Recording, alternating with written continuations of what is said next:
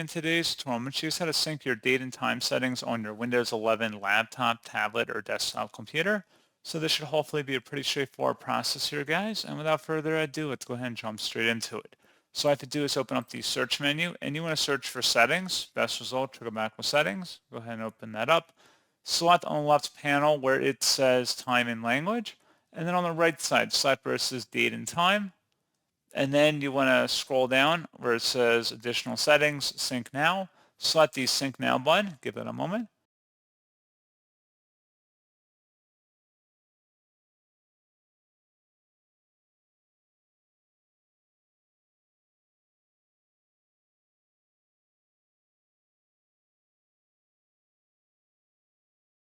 And then once you have a check mark, that means you're done.